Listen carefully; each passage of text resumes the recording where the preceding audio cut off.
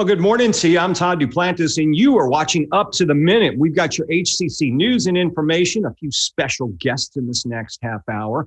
And you never know, it's a Friday. It's a big football weekend for football fans, and there's a big game going on. One guy who's very excited about it, I'm sure he'll tell us all about his excitement later on in the show. Frank Cooper, my co-host for this morning, joined us from his home. Good to see you, Frank. Good morning, boss man. How you doing today? And I'm going to tell you how excited I am, Todd. I was up till 1 a.m. last night watching Super Bowl highlights of my Kansas City Chiefs, trying to get my mom to watch it with me, but she passed out. So I'm very, very excited, yet nervous though. Yeah, it should be a good game. Well, of course, we'll hear more about that later in the show, but we want to remind everyone to share our podcast and live stream and grow our audience. Absolutely. So for those who don't know, we are on YouTube as well. So for all the latest episodes, campus interviews with our HCC guests, go to YouTube, search HCC Up to the Minute. You'll get the latest episodes, hit the notification bell as well. We're also on social media, so Facebook, Instagram, Snapchat, all those major platforms for all the latest interviews. So let's grow the show. That's right, Frank. We're looking to grow the show, and we've got a great one for you today. Of course, it's a couple of hashtags, hashtag Finally Friday, also hashtag Film Fridays. We'll talk more about that in a second. And most importantly, an HCC guest joins us today. We're going to introduce Beatriz Lopez, and you're the teaching supervisor for adult education in our Career for You Academy. Good to see you, Beatriz. Good morning. Thank you, Todd, for having me here, and thank you for the opportunity to promote our program. Well, we're going to talk more with you in a few minutes, so stand by. We're going to hear about the Career for You Academy, and as their sign behind you says, change your life for $20, we'll tell you what that's all about. But first, we've got a special guest from across town. Tish Stringer, who is the program manager for the Film and Exhibition and Production Department at Rice University, joins us this morning. Good morning, Tish. How are you? Good morning, Todd. I'm glad to be here with you. You know, I was reading through the notes going through this, and you guys are celebrating a 50th anniversary as well, because it's the 50th anniversary of not Rice, of course, a lot older than that, but the Rice Media Center, and you're celebrating a big anniversary, or were in 2020. That's right, Todd. We were open in February 1970s. We celebrated our 50th anniversary last year, and we had a lot of really exciting programming for that early in the year that I think just 2 weekends of it got cut off by when we pivoted for COVID. But yes, very exciting. We were built by the Damon Hills in 1970 to bring film and photography to Rice when they built their companion museum next door. Maybe you can tell us what it's evolved into now, because you're now promoting Rice Cinema. What kind of films do you show, and who's your audience? Who do you serve? Well, Todd, we tend to show documentaries, foreign films. Our director is really into very long films, like 8-hour films, 6-hour films. We shot 14-hour films last year. Independent cinema. We've always been an art house and repertory cinema for the whole 50 years that Rice Cinema has been showing films on campus. And we serve the university by bringing Houston and the world to campus with visiting directors and visiting artists and films from all over the world. But we also serve Houston. And I think a huge part of our community is the Houston film lover scene. We should have hosted lots of long-running film festivals that have community built around them. For example, Q Fest, the queer film festival we've been hosting for decades, and the Iranian Festival, decades. How have you dealt with the whole COVID situation? Were you able to move everything onto a digital platform to keep your films up to date? Yes, we switched right away to live streaming. We have a regular Thursday night program, Lo-Fi, that we switched right away to live streaming. And we got that up and ready in time to do all of our year-end events in the Visual and Dramatic Arts Department. So the Student Film Festival and award show and everything was pushed, everything went to live stream. When we came back last fall, we started an outdoor film series. Every month we've been showing films outside in a parking lot behind the media center, and we continue with our live stream programming. We can't wait to have people back in the cinema though. We miss everybody. Let's talk about some of the things you have coming up with your program over the next few months. Maybe you can give us the layout of the land and how you guys are dealing across Rice with COVID right now. You have some students back in the buildings. How is that working? It's been pretty interesting because there's a lot of different approaches. So In the film department at Rice, we have some professors that are teaching 100% online, some professors that are offering dual delivery classes, which are a hybrid online and in person, and some that are doing 100% in-person teaching. Except right now, Rice has prohibited in-person teaching until the 15th of February. Okay. I guess we'll hear more about if that changes coming up. Rice actually had its highest COVID numbers over break when the students weren't even on campus. Following the holidays, just like the city of Houston sort of mirrored that same trend. We're really hoping that it improves soon. And I know that there are about 600 students on campus right now, even though that they all applied for special permission to come early. Students aren't supposed to be on campus till the 15th. And I imagine things look a lot different on your campuses right now. I know at the HCC campuses, we've got one entry point in, one out, and directions they need to walk. Everybody's masked up, and a lot of sanitizing stations, and just a lot of different things for people who haven't been on our campuses. That's for sure. And, you know, Rice is very popular with community members to go for walks or ride bikes and stuff around campus. And while Rice is very strict about masking up, even outdoors, it took a lot of education, I think, for the community to understand that there's a lot of signage all over campus about the strict nature of masking and yes, sanitizing stations, and dual delivery was the big thing. And, you know, in the fall, like all the classrooms got equipped with cameras and microphones to make it possible for students to be either on campus or off campus. And that just took a tremendous amount of work on the part of our IT teams and education technology teams and people like me and people like your director, Nathan, that we really all put the hours in to learn all kinds of new technology on the fly. And I just applaud everybody for their ability to pivot in tough times. I want to ask you about a project you have upcoming. It's a video archives project. Maybe you could tell us about that. Yes. So for the last 3 years, I've been working with a team of anthropology graduate students, and we've been cataloging and preserving the films and videos that have been at the Rice Media Center for the last 50 years. And we've been working with the Woodson Center of Collection at Rice and the Fondren Library. And we have cataloged and digitized now more than 300 media objects. Some of those media objects include a lot of films, like maybe we might have an object which is a videotape of a student film show from 1985, and that will have 20 films on it. So even though there's 300 media objects, there's a lot more films, and a lot of them are celluloid films and videotapes that were really endangered objects because they had never really been cared for or kept in proper ventilation or climate controlled spaces. And we didn't know that it was time to move the media center when we started this project, and it was really a chance that we did it right at the right time. And the team that I worked with on digitizing all these materials and cataloging and learning what we had in the closets in this ramshackle way, we were so excited when the film started to come back that we really wanted to share some of these unique things we found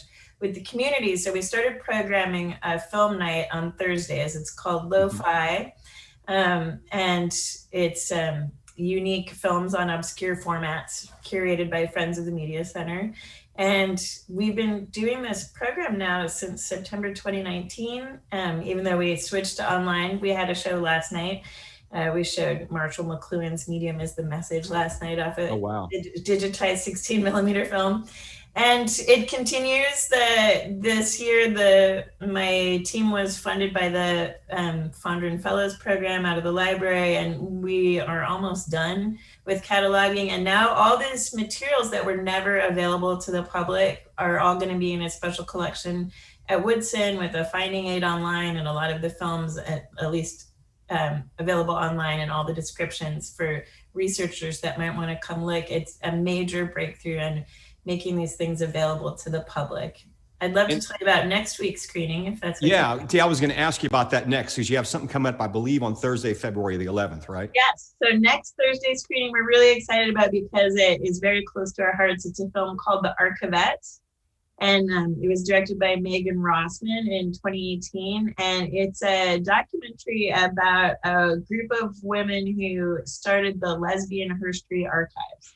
They've been working for more than 40 years, a bunch of volunteers, all volunteer organization that literally rescued history from the trash. And this is a topic very close to our hearts, as we've been doing this same project for the last 2 years or so, rescuing history from the trash. So we're super excited to present this film next Thursday at 7:00. And you can tune into our live stream, vimeo.com/Rice Media Center. You can also catch us live on Facebook, facebook.com/Rice Cinema.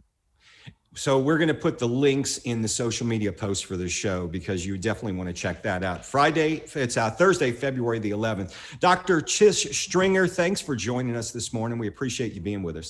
Thank you, Todd. It was my pleasure. Stay safe, and we'll see you soon. Bye-bye. All right, we've got Beatriz Lopez, who's the teacher supervisor from Adult Education, the Career for You Academy here at HCC. Good morning to you.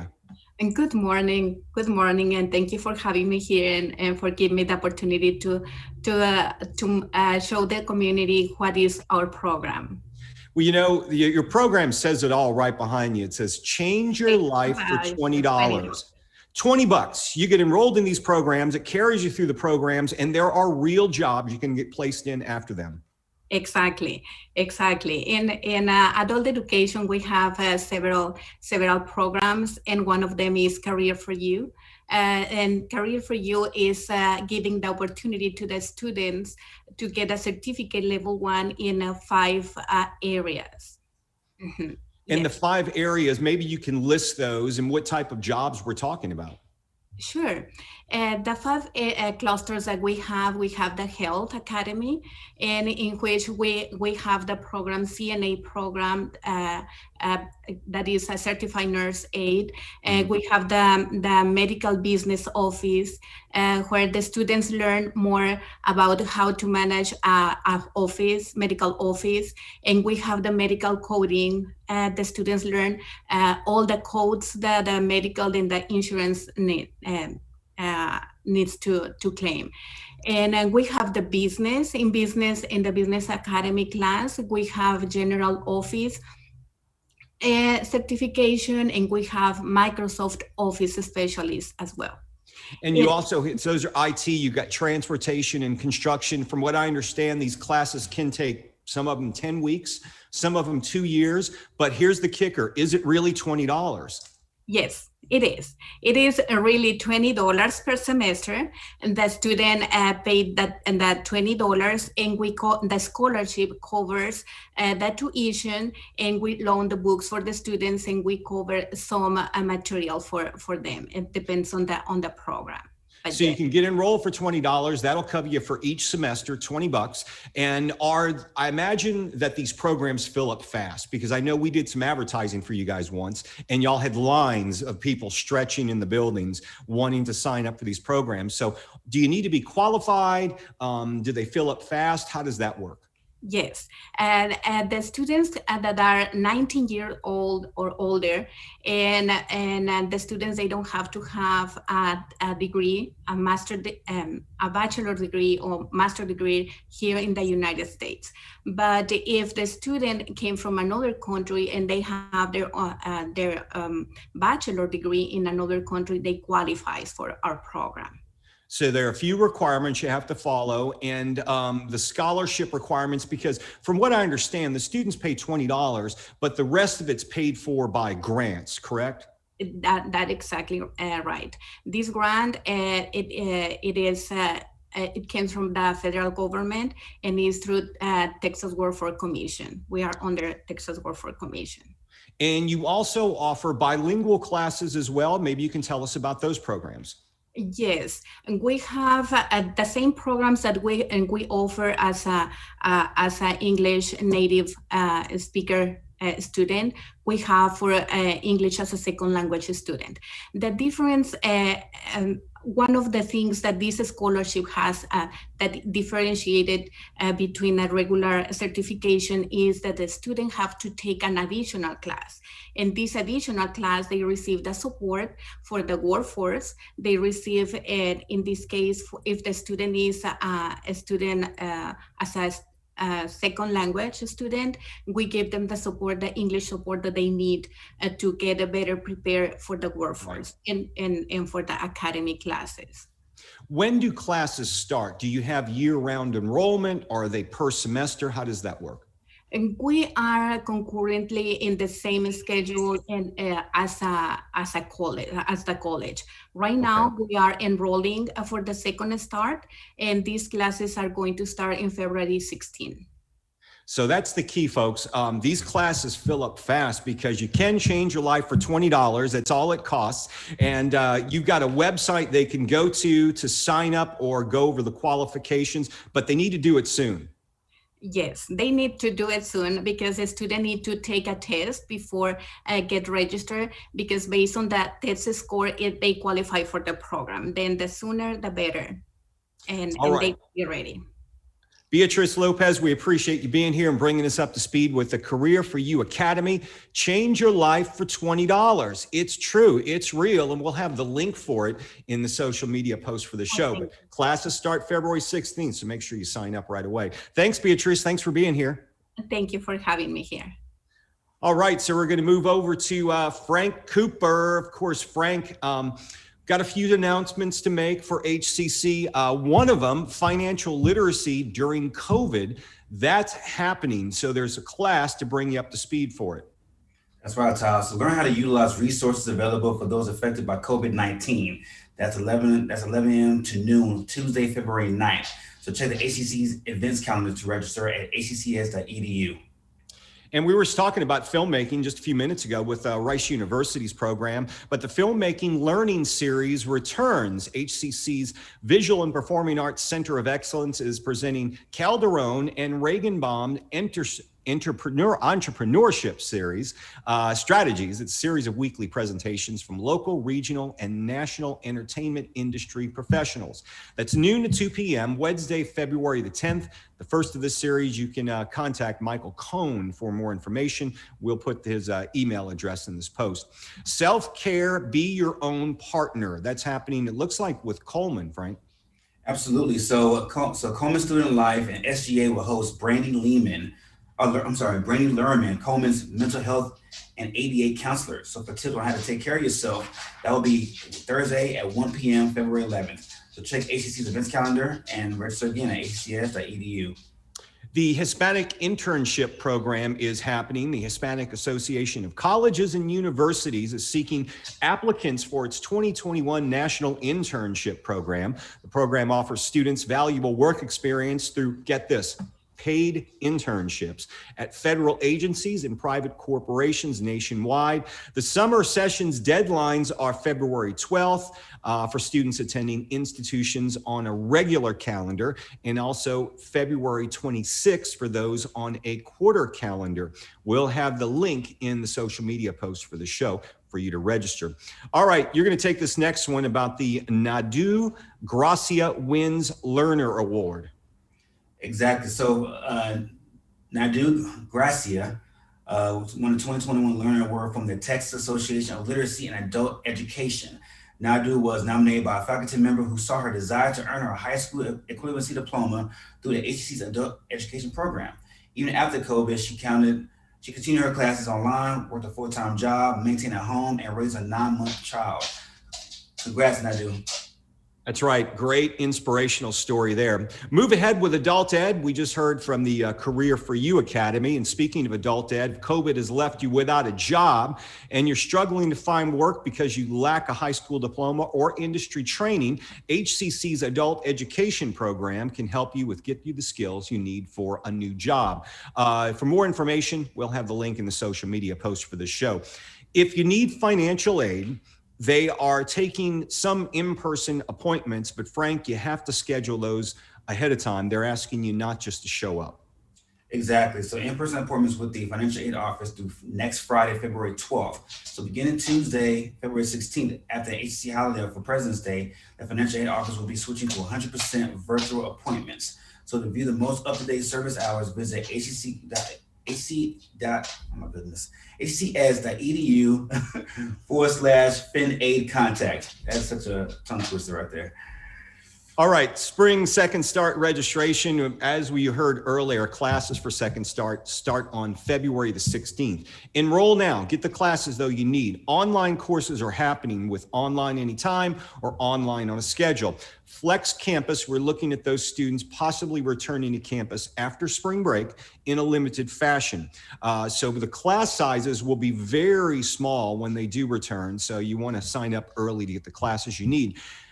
Many of the lab-based courses are meeting. The ones for workforce instruction are meeting right now in person, very small class sizes. So if you want to sign up for those for Second Start, make sure you sign up today. You can go to hccs.edu/now for all your financial aid, or all your registration needs, I should say. And also you can get financial aid information there as well. All right, Frank, it's a big weekend for you because is it the Kansas City Chiefs are headed to a big game? Yes, indeed. The game of the year. The baby goat against the big goat, man. Tom Brady against Patrick Mahomes, man. I can't say how excited I am, yet nervous. I'm never really overly confident when going against Tom Brady. This is his 10th Super Bowl. Yeah. And he's going for his 7th, so I have a healthy respect, yet healthy fear for this guy.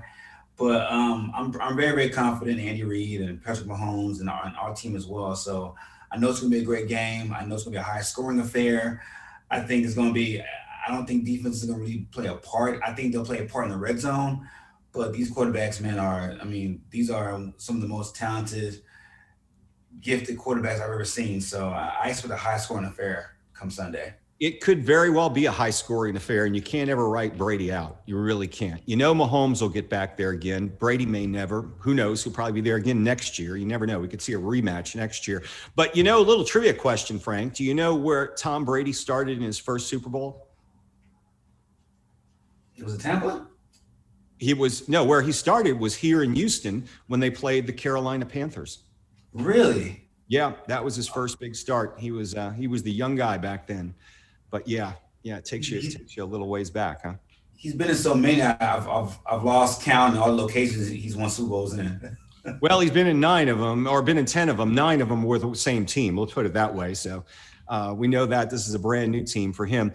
So yeah, we'll see what happens on Sunday with that game. And we've been talking about the Texans. Doesn't seem like they're ever going to get their act together. I just, you read new stuff every day, and none of it looks good for Deshaun Watson staying a Houston Texan. No, it doesn't. And I don't know why they're waiting so long to pull a trigger, because I feel like the longer he waits, the less his value goes down, because he has like 3 teams that he's willing to go to. So if you're those 3 teams, you know Deshaun was coming to your team, so you're not going to give the biggest haul and draft picks and money and defensive players, because the market's not that big. So right, if you're Houston, man, just trade them now, get what you can get. Try to get a couple first round draft picks if possible, and try to rebuild. I think when have the Texans done anything right over the last 6 years? Drafting Deshaun Watson, that's probably about it. We'll name that one, but besides, let's see, since Deshaun's got here, and really specifically in the last 18 months, when have they done anything right? Oh, none at all. And then also you have a big decision to make with JJ Watt. Like he's going to be 32, I believe. And he's at the point of his career where he wants to win. And if you're Houston, you need to do that service of trading him and getting what you can. Oh, he might be a free agent. I'm not sure. But they're talking about just cutting him. Out of respect from what I heard. But once again, when have they done anything right? So that goes back. Last 18 months have just been horrible for the team. And obviously for the fans and the players. Well, we got our biggest franchise quarterback that we waited for years to only get here and want to leave. It's just, it's really a sad situation, but hey, whatever. We'll just see how it goes. Houston Cougars lost a game this week, but they're still like 15-2, and they're looking pretty good, so we'll hopefully that trend will continue. Houston and Baylor are the 2 best teams in the country right now, to me. From top to bottom, when you look at their length, their explosion, I think you said the best player left, I think transferred, and they still – they're still, wrecking shop on everybody. It just shows you the great coaching and depth that those guys have, and they're going to be a problem come tournament time. I don't see I don't see it being an easy out at all. Well, we certainly hope so, because Houston fans have been hungry for, for a championship, much less Houston Cougar fans. We've been hungry for a championship for years. So we'll see how that goes with the Cougars. Well, Frank, enjoy the weekend. Wait. Oh, yeah. I need your final prediction on Sunday. Well, I thought you pretty much made your prediction. I think, go ahead. I just said how it's going to fare. I didn't get my prediction out yet. Okay. Oh, okay. All right. What's your prediction? I got Chiefs 35, Tampa 28. Okay. All right.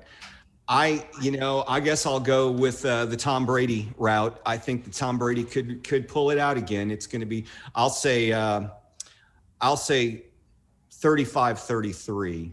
Brady wins in the last minute on a comeback drive. See that happening too, and I'll probably be heartbroken. So I might not be on the show on Tuesday. Go either way. I might be crying out my tears on Tuesday, so I might have Brittany replace me for Tuesday if that happens. Well, we'll see how that goes, but enjoy the weekend. You got a big one ahead of you here. Next week, folks, we're going to welcome back Jordan Carswell from the West Houston Institute for the first time since taking over as its new director. We always enjoy hearing about the innovative things they're doing out there, but especially right now during these times of COVID. And we'll continue our 2020 programming with a spotlight on the music industry, Frank. Absolutely. So a band called the East of Edo that includes a couple of past HCC students. So looking forward to a take on the alternative rock scene and here since the pandemic started. All right. So hear about the local music and more all next week on Up to the Minute. Frank, have a good weekend. We'll see you Tuesday of next week. You too, boss man. Be safe out there. All right, folks. Be safe. Be safe. Be safe. Have a good weekend. Enjoy the Super Bowl. Stay safe out there. Mask up. And I'll see you Monday morning live right here, 10 a.m. on Up to the Minute.